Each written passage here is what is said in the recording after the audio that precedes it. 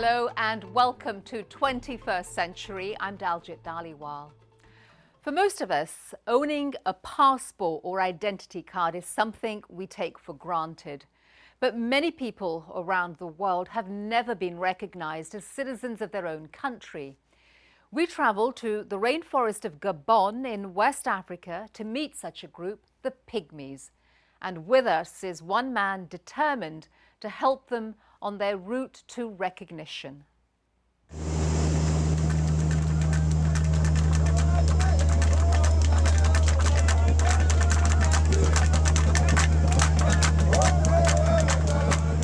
This is a man with a mission.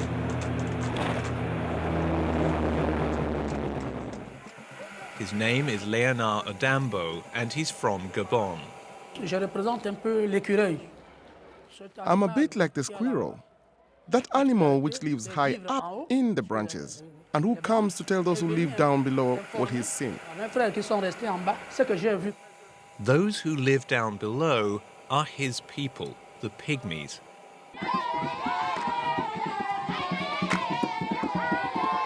Although widely recognized as the first inhabitants of Central Africa, the Pygmies have a history of being marginalized, even considered by some to be lesser human beings.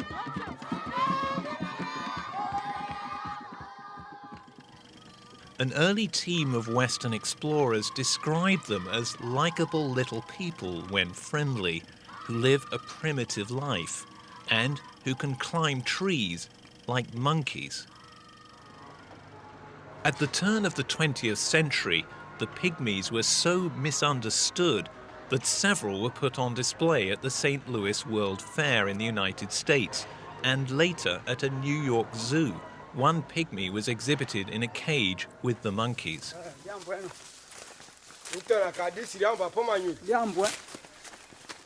Today in Gabon, the once nomadic pygmies live mostly in villages deep in the dense rainforest, their rich environment providing both shelter and sustenance.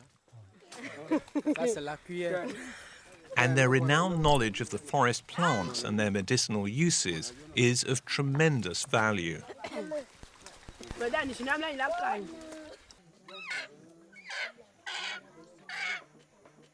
But largely forgotten, they're not even recognized as citizens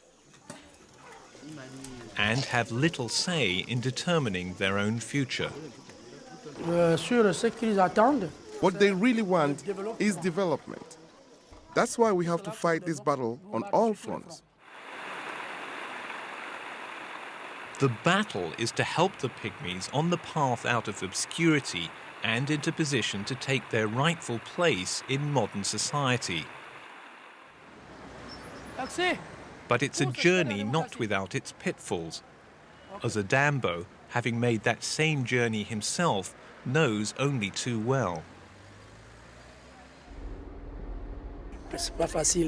It's not easy. It's really complicated. That's all I'm saying.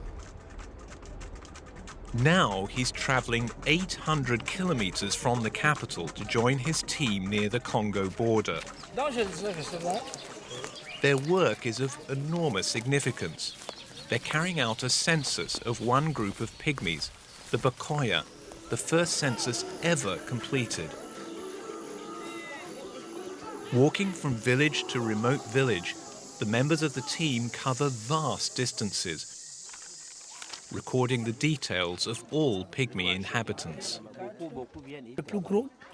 The most important thing is that everyone is included in the census. And once registered, those pygmies who until now haven't even been eligible for identity cards will be granted citizenship and will have a say in shaping their own destinies. I am really sad, because the pain my people are suffering is the same pain that I am also going through.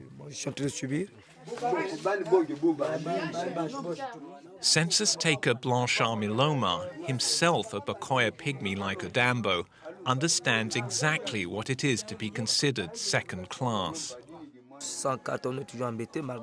Without an identity card, you're always in trouble. Even though you're Gabonese, you're treated like a foreigner.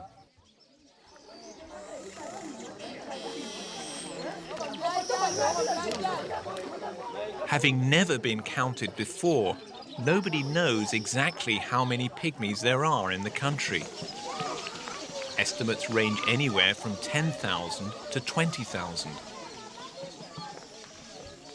The census, the first step in registering their numbers, is funded and overseen by the United Nations Democracy Fund, UNDEF, which works to make sure people everywhere have a voice and can take part in elections and the affairs of their country.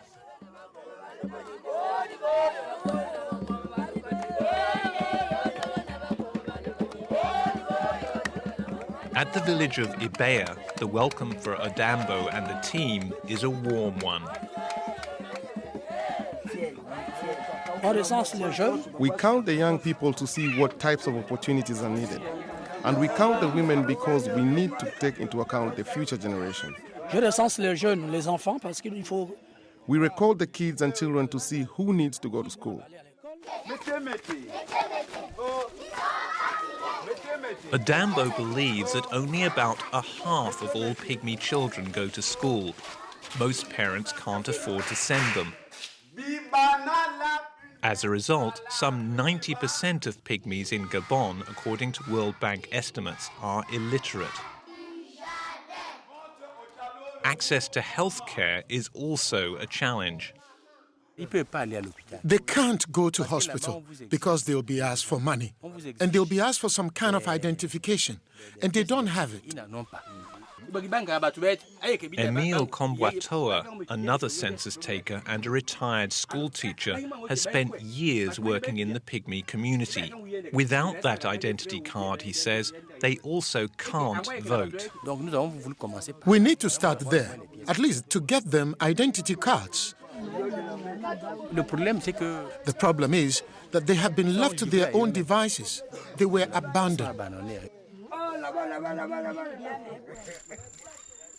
Without this access to basic services and jobs, and with food and their natural resources becoming ever more scarce, most live a precarious existence.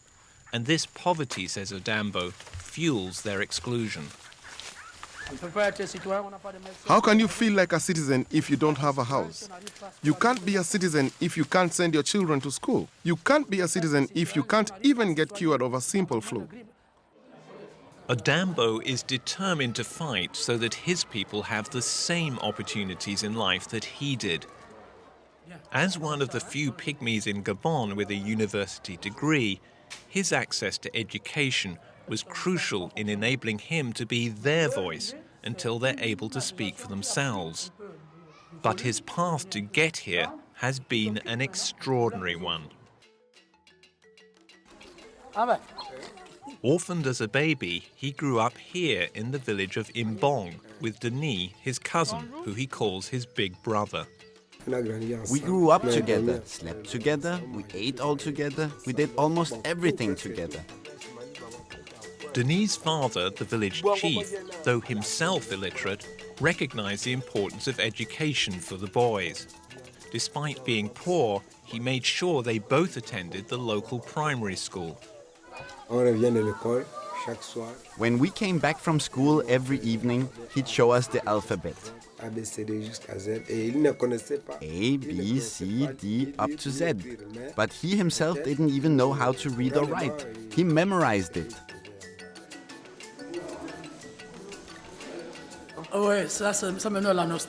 It fills me with nostalgia to think that I passed through here. I always tried to work hard in the lessons, in spite of the fact that my trousers were completely in pieces. It was the teachers who used to bring me underwear. And when he was 11, one of these teachers changed the entire course of his life. Robert Zotumba unofficially adopted Adambo as his son, putting him through school and then university. This footage, shot in 2006, shows them together in the family house in Libreville. He looked after me in his home like I was his own child. Not far away, Adambo now lives with his wife and 3 small sons.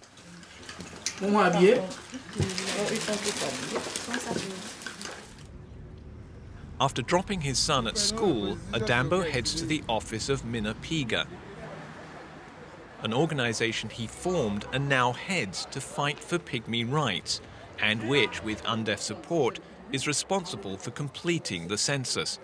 Today, he's updating his colleagues on the progress of this work.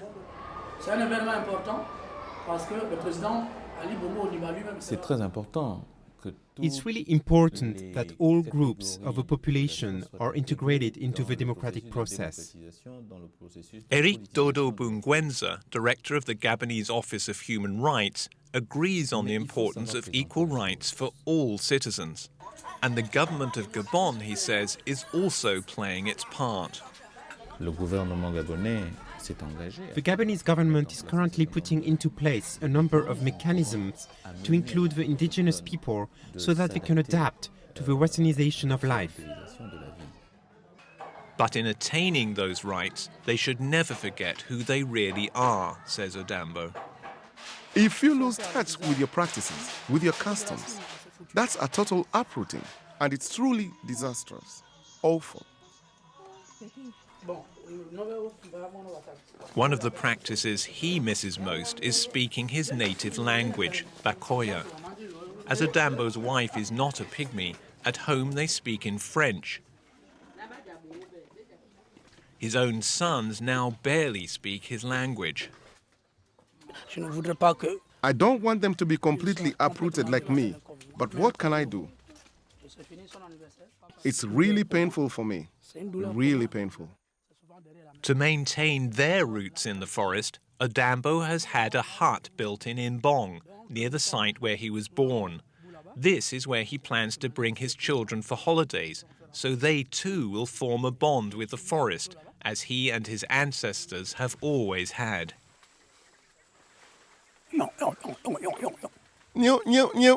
That's the sound of the monkeys.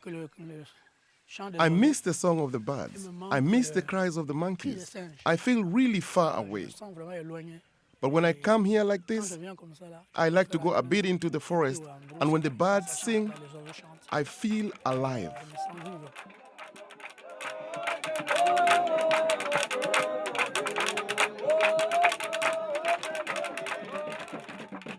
The pygmies are now on the verge of being granted citizenship.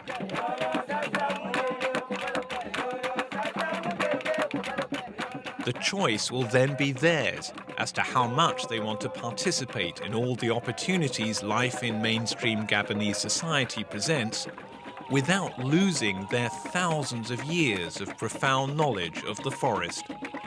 Adambo, having already taken those steps, has some words of advice. Development is not easy. It is possible, but one should give it some reflection. I try to draw attention to the dangers of developing too fast. We are people of the forest. We should always keep one foot in the forest. The forest is our life.